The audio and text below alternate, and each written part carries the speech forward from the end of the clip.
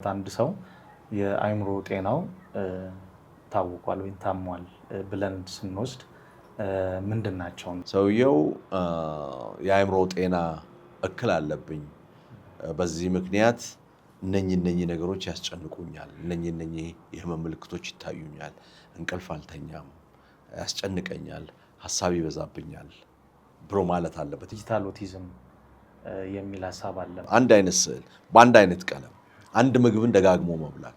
ስለዚህ እነዚህ ሶስቱ መሰረታዊ የህመሙ ምልክቶች ናቸው።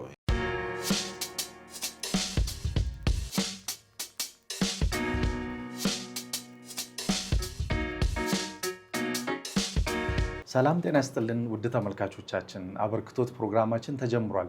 በዛሬው የአበርክቶት ፕሮግራማችን የፈረንጆቹ ሜይ ወር የአእምሮ ጤና ቀን በሚል የሚታሰብ እንደመሆኑ በዛ ዙሪያዎች ለማውራት እንግዳ ጋብዘናል።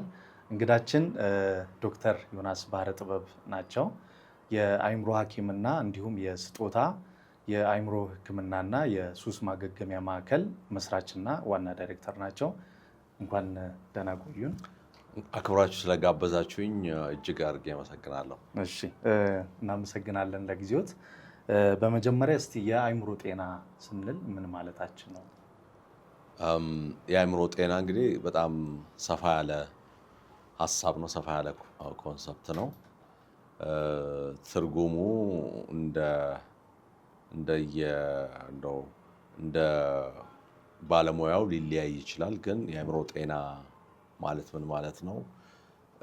የሰዎች ሀሳብ፣ ባህሪ እና ስሜት ተናቦ የሚሄድበት ሁኔታ ማለት ነው እና ሰዎች የአእምሮ ጤና ችግር ሲገጥማቸው ሀሳባቸው፣ ስሜታቸው እና ባህሪያቸው ተናበው አይሄዱም። ስለዚህ እነኚህ ሶስቱ ነገሮች ሀሳብ፣ ስሜትና ባህሪ በጣም አስፈላጊ ነገሮች ናቸው። ያ ብቻ አይደለም። እንግዲህ የአእምሮ ጤና ስንል የስነ ልቦና ደህንነት ሊሆን ይችላል። የስነ ልቦና ደህንነት ማለት ጥሩ ትኩረት መኖር፣ ጥሩ ማስታወስ፣ የተረጋጋ ነገር መኖር። የስሜት ደህንነት ሊሆን ይችላል። ከፍም ዝቅ ያላለ ስሜት፣ ጭንቀት የሌለው ስሜት ሊሆን ይችላል። ማህበራዊ ደህንነትንም ይጨምራል። ማህበራዊ ደህንነት ሲል ከመስተጋብሩ ከሰዎች ጋር ያለን ግንኙነት ጥሩ መሆንንም ያካትታል። ስለዚህ የአእምሮ ጤና ስንል በጣም ሰፋ ያለ ሀሳብ ነው። ግን የሀሳብ ስሜትና ባህሪ ተናቦ መስራትንና የስሜት ደህንነትን፣ የማህበራዊ ደህንነትን እና የስነ ልቦና ደህንነትን ያካትታል።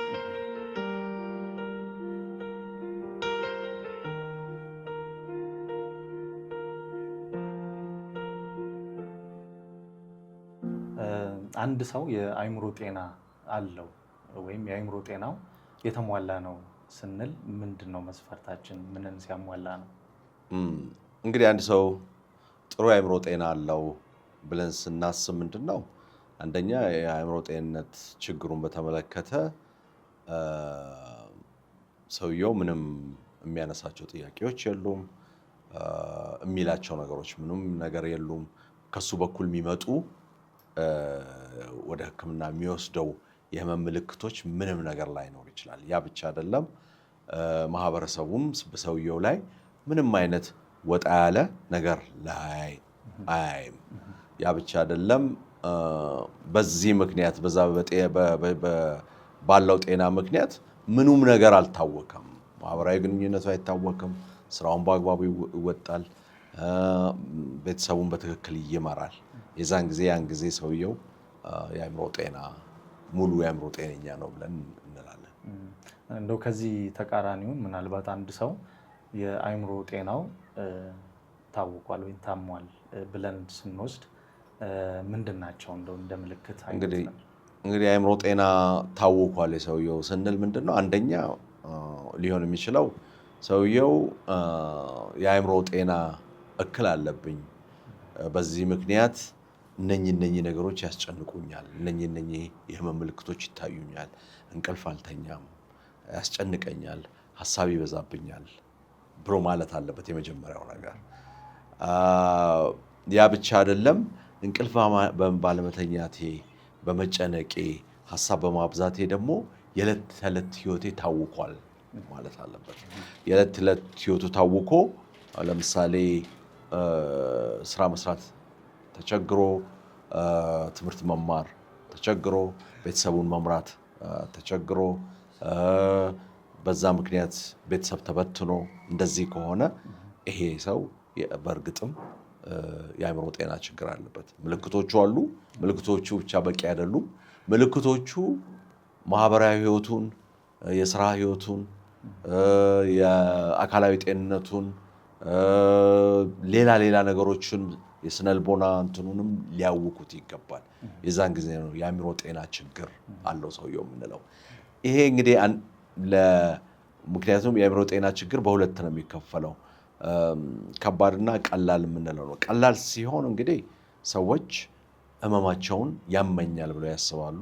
ስለሚያማቸውም ለህመማቸው የህመሙ ምልክት እየተናገሩ ሐኪም ጋር ሄደው ችግራቸውን ለመፍታት ይሞክራሉ። ግን ሌላ ግሩፕ ደግሞ አለ። ሌላው ግሩፕ አያመኝም፣ እኔ ጤነኛ ነኝ ሊል ይችላል። ግን በአካባቢው በዙሪያው ያሉ ሰዎች፣ ወንድሞቹ፣ እህቶቹ፣ የስራ ባልደረቦቹ፣ ጓደኞቹ በጣም ወጣ ያለ ባህሪ ያያሉ በሰውየው ላይ። ያ ወጣ ያለ ባህሪ፣ ያ ወጣ ያለ ሀሳብ የዕለት ተዕለት ህይወቱን ሲያውከው ያያሉ።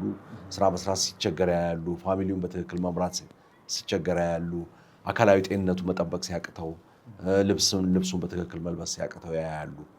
የዛን ጊዜ ያም የአእምሮ ህመም ታሟል የሰውዬ ብለን እንላለን። እንደው እንደ ሀገር አሁን ያለንበት ጊዜ ምን ያህል የአእምሮ ጤና አእምሮ ላይ የሚፈጠሩ የጤና ችግሮች ተጋላጭነታቸው እንደ ሀገር ምን ያህል ነው? ከዚህ ጋር የወጣቶቹንም ብናነሳ በዛውም እንግዲህ አሁን ዓለም ላይ ያለው ለውጥ፣ ዓለም ላይ ያለው ከፍተኛ ቀውስ የምንለው ነገር ጦርነቶች፣ መፈናቀሎች፣ ስራ አጥነት፣ አለመረጋጋቶች እና ዓለምን እያናወጣት ነው ያለውና ያ ዓለምን የሚያናውጡት ችግሮች ሰዎችን ለአእምሮ ጤና ችግር ያጋልጧቸዋል። ይሄ በእኛም ሀገር የሚታይ ነገር ነውና ጦርነት፣ ስራ አጥነት፣ መፈናቀል እንዲህ አይነት ነገሮች ሰዎችን ለአእምሮ ጤና ችግር ያጋልጧቸዋል። በዚህ ምክንያት ሰዎች ዲፕሬሽን የምንለውን የአእምሮ ህመም ሊኖራቸው ይችላል። ትራውማ የምንለውን የትራውማ ችግር ሊኖራቸው ይችላል። አሁን ዓለም በተለይ ከእንትን በኋላ ከኮሮና በኋላ ዓለም ብዙ ነገሩ የተመሰቃቀለ ስለሆነ በተለይ በኢኮኖሚ ብዙ የተመሰቃቀለ ነገር ስላለው እኛ ደግሞ የኢኮኖሚው ስላለንበት የኢኮኖሚው ጫና እኛም ላይ ስለሚያርፍ በዛ ምክንያት ብዙ ነገር የተመሰቃቀለ ነገር ስላለን የአእምሮ ጤናችን እጅጉን ለአእምሮ ህመም የተጋለጠ ነው። ወጣቶችን ደግሞ ስናስብ ወጣቶች አሁን ራሳቸውን የሚያገኙበት፣ ራሳቸውን የሚፈልጉበት፣ ወደ ስራ የሚሰማሩበት፣ ተምረው አዳዲስ ስኪል ዴቨሎፕ የሚያደርጉበት፣ አዳዲስ እውቀት ዴቨሎፕ የሚያደርጉበት እና ያ ብቻ አይደለም ቤተሰብ የሚመሰርቱበት፣ የራሳቸውን ህይወት የሚመሩበት ጊዜ ነው ለነሱ። ይሄ ጊዜ ግን አሁን ለነሱ በጣም ፈታኝ ጊዜ ነው። እያንዳንዱ ትውልድ የሚፈተንበት ጊዜ አለ። ለነሱ አሁን የኛ ሀገር ወጣቶች በጣም እየተፈተኑበት ያለ ጊዜ ነውና ያ ፈተና ደግሞ እንግዲህ ወጣቶችን ያንን ፈተና በቀላሉ ለማለፍም ለመርሳትም ተብሎ የሚወሰዱ የተለያዩ ሱሶች ይኖራሉ። ያ ለአእምሮ ህመም ያጋልጣል። ፈተናው ራሱ ለአእምሮ ህመም ወጣቶችን ሊያጋልጥ ይችላል። ስለዚህ ወጣቶችም ላይ ብዙ የአእምሮ ጤና ችግሮች እናያለን።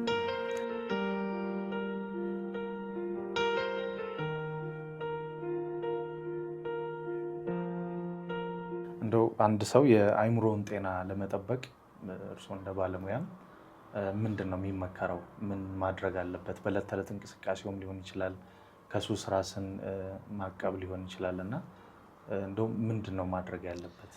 የአእምሮ ጤና ልክ እንደ አካላዊ ጤና እንክብካቤ ይፈልጋል። ያንን ማሰብና ማመን ይፈልጋል። አካላዊ ጤናችንን ለመጠበቅ እኮ ስፖርት እንሰራለን፣ ገንዘብ ካለን ጂም እንሄዳለን፣ በእግር መንገድ ጉዞ እናደርጋለን፣ ፑሻፕ እንሰራለን፣ አካላዊ ጤናችንን ለመጠበቅ ማለት ነው። አመጋገባችንን ለማስተካከል እንሞክራለን። ይሄ እንግዲህ አካላዊ ጤንነታችንን ለመጠበቅ ነው። አእምሮ ጤናችንን ለመጠበቅ አእምሮ እንክብካቤ ይፈልጋል እና በተሻለ መጠን አወንታዊ የሆነ አመለካከት አወንታዊ ሀሳቦችን ጋራ ብዙ ጊዜ ማሳለፍ አወንታዊ ከሆኑ ሰዎች ጋራ ብዙ ጊዜ ለማሳለፍ መሞከር በጣም አስፈላጊ ነገር ነው። ሶሻል ሚዲያ አጠቃቀማችን በጣም እኛንን የሚያበለጽገን እኛን የሚያሳድገን እኛን ወደፊት ተስፋ የሚሰጠን አይነት አጠቃቀም ነው መሆን ያለበት። ከዚህ በተጨማሪ ቲያትሮችን ማየት፣ ሲኒማ ማየት፣ አካላዊ ስፖርትን መከታተል፣ መስራት፣ አወንታዊ የሆኑ ውይይቶች፣ ዲስከሽኖች ያሉበት ቦታ ላይ መሳተፍ ማድረግ፣ የስነ ልቦና ጫና ሲያጋጥመን እነኛን ስትረሶች ከባለሙያ ጋር እየተገናኙ መነጋገር፣ መፍታት አስፈላጊ ነገር ነውና ልክ እንደ አካላችን አእምሯችንም የተለያየ አክቲቪቲ እያደረግን ልንንከባከበው ይገባል። ቀደም ሲል እንግዲህ ለአእምሮ ህመም ያለው ግንዛቤ አሁንም መስተካከል ያለባቸው ነገሮች እንዳሉ ሆነው ቀደም ሲል ያለው ትንሽ ከበድ ያለ ነበረ እና ምናልባት አወዳድረን ማየት የምንችል ከሆነ ቀደም ሲል የነበረውና አሁን ላይ ያለው የህብረተሰቡ ግንዛቤ ስለ አእምሮ ህመም ያለው ምን ይመስላል? ምንስ መሆን አለበት?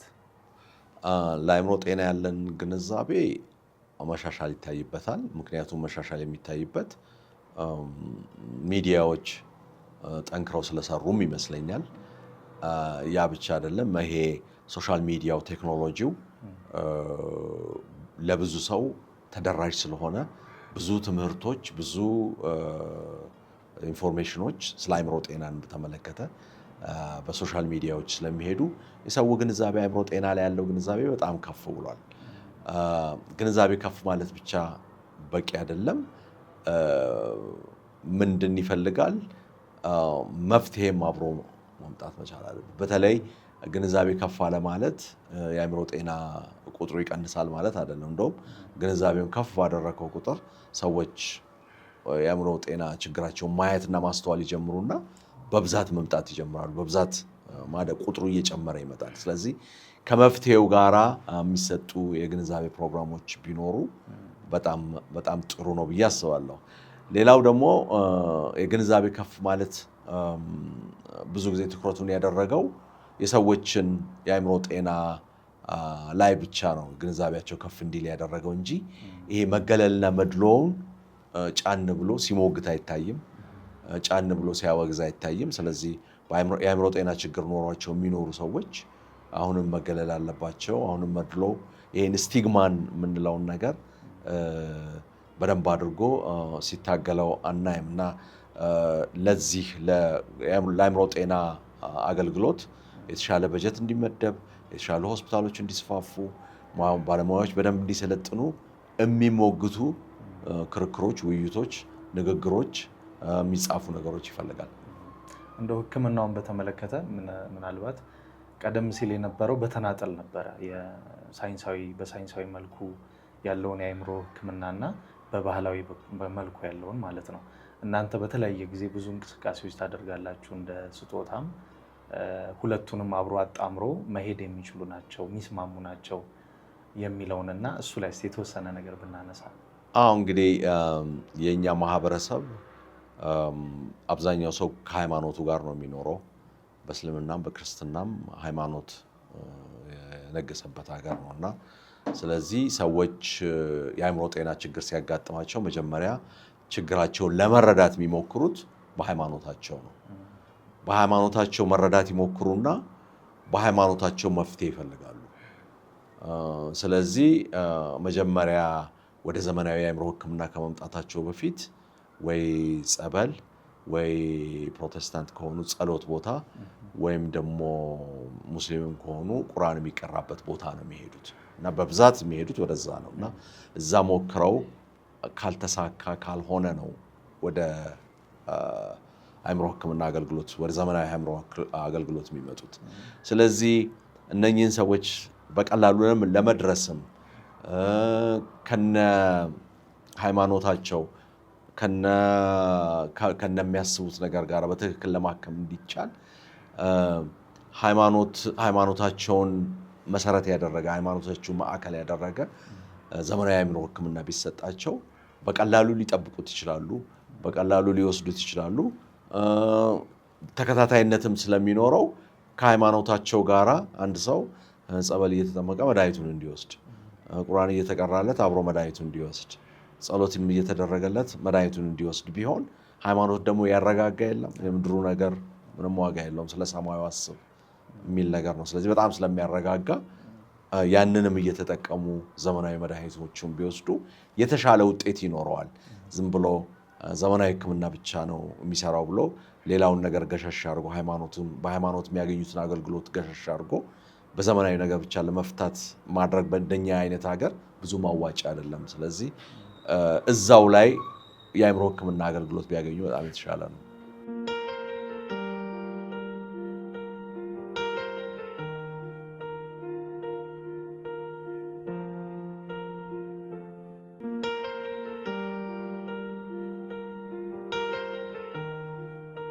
እንደው የወጣቶችን እናንሳና አሁን በቅርብ ጊዜያት የተለያዩ ማህበራዊ ሚዲያዎች ላይ ተስፋ መቁረጥ፣ ራሴን ላጠፋ ነው የሚሉ መልእክቶችን የሚያጋሩ አሉ። በዛውም ልክ ደግሞ ራሳቸውን የሚያጠፉ ወጣቶች እየበዙ ይመስላልና ከዛ ጋር ተያይዞ እንደው ምንድን ነው መፍትሄው ሊሆን የሚችለው? ከሶሻል ሚዲያ አጠቃቀማችን ጋር ተያይዞ ምን ማድረግ አለባቸው? ይሄ እንግዲህ ራስን የማጥፋት ቁጥሩ ጨመረ ወይስ ማህበራዊ ሚዲያ ሁሉም ሰው እጁ ላይ ስላለ ሁሉም ሰው በቀላሉ ስሜቱን እየገለጸ እዛ ላይ ስለሆነ የተደጋገመ መሰለን? ድሮም ነበረ ራስን ማጥፋት፣ አሁንም አለ፣ ወደፊትም ሊኖር ይችላል ራስን ማጥፋት እና ቁጥሩ መጨመርና ለመጨመሩ ምናልባት የሶሻል ሚዲያው ኢፌክት ይመስለኛል። በጣም እንዲገና ጥናት የሚፈልግ ነገር ነው ቁጥሩ መጨመርና ለመጨመሩ። ግን ምንድነው መሆን ያለበት ምንድነው መደረግ ያለበት ከተባለ ቅድም ያልነው ነገር ነው። አንደኛ የአእምሮ ጤናን እንደ አካላዊ ጤና የተለያየ እንክብካቤ ስለሚፈልግ ለአእምሮ ጤና ለመንከባከብ የሚያገለግሉ ነገሮችን እነሱ ላይ አተኩሮ እኛን ማስፋፋት ይፈልጋል። ስለ አእምሮ ጤና እንክብካቤ ትምህርት መስጠት ይፈልጋል። ቲያትሮችን፣ ሲኒማዎችን ስፋት ማሳየት ይፈልጋል። የስፖርት ማዘውተሪያዎችን ማስፋፋት ይፈልጋል። መጽሐፎች በዚህ ዙሪያ ለአእምሮ ጤና የሚጠብቁት መጽሐፎች መጻፍ መቻል አለባቸው። ወጣቶች ደግሞ ራሳቸውን ከሱስ መጠበቅ አለባቸው። ከሱስ እንዲጠብቁ የተለያየ ፕሮግራሞች መካሄድ መቻል አለባቸው እና ያ ሲሆን ብዙ ጊዜ ራስን ማጥፋት ከአእምሮ ጤና ችግር ጋር ስለሚያያዝ የአእምሮ ጤና ችግር ሲቀረፍ ደህንነቱ ዋስትና ሲያገኝ ራስ የማጥፋት እንትኑም ቴንደንሲውም እየቀነሰ ይመጣል። ይሄ አንዱ ነው። ሁለተኛው ነገር ምንድነው? እንደው ራሳቸውን አጠፉ እንኳን ቢባሉ ይሄ ጋዜጠኞች ይሄንን የሚዘግቡ ሰዎች ዩቲዩበሮች ሊሆኑ ይችላሉ ወይም ሜንስትሪም ሚዲያ ላይ ያሉ ሰዎች ስለ ራስ መጥፋት አዘጋገብ የተለየ ክህሎት ይፈልጋል፣ የተለየ ስልጠና ይፈልጋል። ራስ አጠፋ ተብሎ ዝም ብሎ ሜንስትሪም ሚዲያ ላይ ተወጥቶ አይነገርም እና የተለየ ስልጠና የሚያገኙበትን ነገር ማመቻቸት ያስፈልጋል። ያ እንግዲህ ስልጠና ሜንስትሪም ሚዲያ ላይ ያሉ ጋዜጠኞችን ብቻ ሳይሆን እታች ዩቲዩበሮቹን፣ አክቲቪስቶቹን እታች ድረስ ወርዶ በሶሻል ሚዲያም ላይ ብሎ በሶሻል ሚዲያም ላይም ተለቆ ሶሻል ሚዲያ የሚጠቀሙ ሰዎች ያንን ሀሳብ ገዝተውት የአመለካከት ለውጥ አምጥተው ስለ ሱሳይድ ሲያወሩ በጣም ተጠንቅቀው አስበው ምክንያቱም ሱሳይድ ነው ኢንፌክሽየስ ነው እንላለን። ይጋባል፣ የመጋባት ነገር አለው። ጫፍ ላይ የነበረ ሰው ሲሰማ ያንን ጫፍ ላይ ከነበረ ነገር የመገፋት ነገር አለው። ስለዚህ አዘጋገብ ሶሻል ሚዲያ አጠቃቀም ስለ ሱሳይድ በሳይንስ የተደገፈ ትምህርት ስልጠና ይፈልጋል።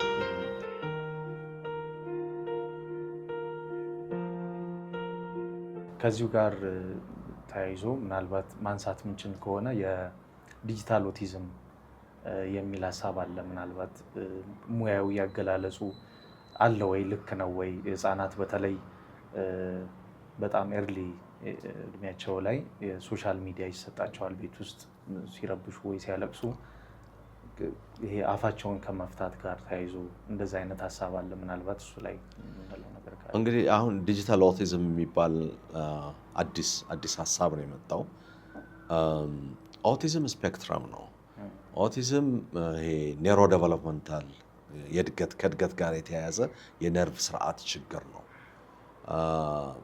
እንግዲህ ይሄ ችግር ስላለ እንግዲህ መሰረታዊ የኦቲዝም ምልክቶች ኮሚኒኬሽን ችግር፣ አፍ አለመፍታት፣ ከሰው ጋር ተግባቦት አለመኖር ነው። ራስን ማግለል ይኖራል። ከማህበረሰቡም ከልጆችም ከእናትም ከአባትም ከቤተሰቡም ራስን ማግለል ነው ሁለተኛ ምልክቱ። ሶስተኛ ምልክቱ መሰረታዊ ምልክቱ ምንድን ነው? አንድን ነገር ደጋግሞ መስራት ነው። አንድን ነገር ደጋግሞ ማድረግ ነው። በአንድ አሻንጉሊት ደጋግሞ መጫወት፣ አንድ ቃላትን መደጋገም፣ አንድ ቁጭ ብለህ ከለርና ወረቀት ከሰጠኸው 6 ቁጥርን 9 ቁጥርን እየደጋግሙ መጻፍ ሊሆን ይችላል። አንድ አይነት ስዕል በአንድ አይነት ቀለም፣ አንድ ምግብን ደጋግሞ መብላት። ስለዚህ እነዚህ ሶስቱ መሰረታዊ የህመሙ ምልክቶች ናቸው። ይሄ ኮሚኒኬሽን ፕሮብሌም፣ ከሰው ጋር ማህበራዊ ግንኙነት መላላት እና መደጋገም ሪፒቴሽን። አሁን ይሄ ዲጂታል ኦቲዝም የሚባለው እንግዲህ ለእኛ ሳይንስ ውስጥ የለም፣ ከሳይንስ ውጭ ያለ ነገር ነው። እንደው ከምን ጋር ሊያያዝ ይችላል ብዬ አምናለሁ? ከድግግሞሽ ጋር ይያያዛል። እና አንድ በኦቲዝም ጥላ ስር የሚኖር ልጅ አሁን ቴክኖሎጂ ነው እጃችን ላይ ያለው፣ ልጁ እንዳያስቸግረን ወይ ቴሌቪዥን ላይ እናስቀምጠዋለን። ቴሌቪዥን ደጋግሞ ማየት ይፈልጋል። ወይም ደግሞ አይፓድ እንሰጠዋለን፣ ወይም ደግሞ ሴልፎን እንሰጠዋለን። ስለዚህ ያንን ደጋግሞ ደግሞ የሪፒቲሽን ነገር ስላለው ውስጡ አንድ ነገር መደጋገም ይወዳል። ያችን ነገር ደጋግሞ ነው የሚሰራው። ከሞባይል ውጭ በሌላ ነገር መጫወት አይፈልግም። ከሰዎች ጋር ኮሚኒኬት አያደርግም። ቁጭ ብሎ 24/7 እሱን ነው የሚያደርገው። ፋሚሊ ደግሞ ቤተሰብ ደግሞ ዝም እንዲልለት፣ ምግብ እንዲበላለት፣ እንዳያስቸግረው ወይ አይፓዱን ወይም ደግሞ ሴልፎኑን ይሰጣል። ስለዚህ ልጁ ከእንትን ጋር ከቴክኖሎጂ ጋር ከስክሪን ጋር በጣም ሊጣበቅ ይችላል። በዛ ምክንያት ሌሎች ስኪሎችን ሉዝ ሊያደርግ ይችላል፣ ላይኖረው ይችላል። ሌሎች ስኪሎችን እንዲያጣ ሊሆን ይችላል። እንዳይናገር፣ አፍ እንዳይፈታ አይረዳውም። ከሰው ጋር ተግባቦት እንዳይኖረው አይረዳውም። ሌሎች ጋር ሚክስ አድርጎ እንዳይጫወት ይረዳዋል። ሌላ ሰው እንዳያዳምጥ ይሆናል። ስለዚህ ቃላቶችን ምኖችን ማምጣት አይችልም። በዛ ምክንያት ልጁ የኦቲዝም ምልክት ማሳየት ይጀምራል። ስለዚህ ዲጂታል ኦቲዝም እሱ ራሱን የቻለ እንደዚህ የሚል ዳያግኖሲስ የለም። ግን አንድ የኦቲዝም ስፔክትረም ምልክት የህመም ምልክት ሊሆን ይችላል። አዎ፣ ሴልፎን የማያገኝ ልጅ ምን ሊሆን ይችላል? ሞባይል የማያገኝ ልጅ ምን ሊሆን ይችላል? ቴሌቪዥን የማያገኝ ልጅ ምን ሊሆን ይችላል ካልከኝ፣ ገጠር ያለ ልጅ ከሆነ በሳር ነው የሚጫወተው። ከሳር ጋራ ሁሌም ሳር ለሁለት ይሰነጥቃል። አንድ አክርማ የሚሰነጥቅ ልጅ እኔ አውቃለሁ። ጠዋት ይወጣል፣ ቁጭ ብሎ አክርማ ለሁለት ይሰነጥቃል። ምሳ ይበላና ወጥቶ እንደገና ሜዳ ላይ አክርማ። ምክንያቱም እዛ አካባቢ ሴልፎን የለም፣ ስክሪን የለም። ስለዚህ አታች ካደረግካቸው ነገሮች ጋር ነው ወደፊት የሚሄዱት እና ያ ከዛ ጋር የተያያዘ ነው። ከምንም ጋራ ልጁ አታች ሊሆን ይችላል።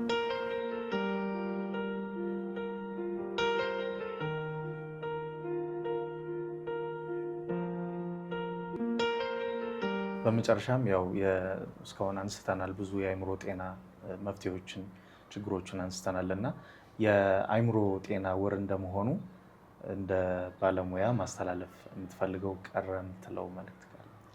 እንግዲህ ይሄ የአእምሮ ጤና ወር ነው። የአእምሮ ጤንነታችንን እንደ አካላዊ ጤንነታችን መጠበቅ መቻል አለብን። ራሳችንን ሱስ ከሚያመጡ ነገሮች መጠበቅ መቻል አለብን። ምክንያቱም ያ የአእምሮ ጤናችንን እጅጉን ሊያውክ ስለሚችልና ለአእምሮ ጤና ችግር ሊያጋልጠን ስለሚችል ይሄንን አስበን ልናደርገው ይገባል። በተቻለ መጠን አዎንታዊ አስተሳሰቦችን ለማራመድ ከአዎንታዊ ዲስከሽኖችን ለማድረግ መሞከር፣ ቲያትሮችን፣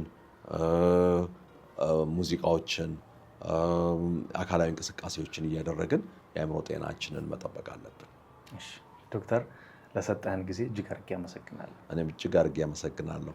ተመልካቾቻችን የዓለም የአእምሮ ጤና ወር አስመልክተን ከዶክተር ዮናስ ጋር ያደረግነው ቆይታ ይህንን ይመስላል። በርካታ ጠቃሚ ነገሮችን እንደጨበጣችሁ እርግጠኛ ነን። እስከ ሳምንት፣ መልካም ሳምንት።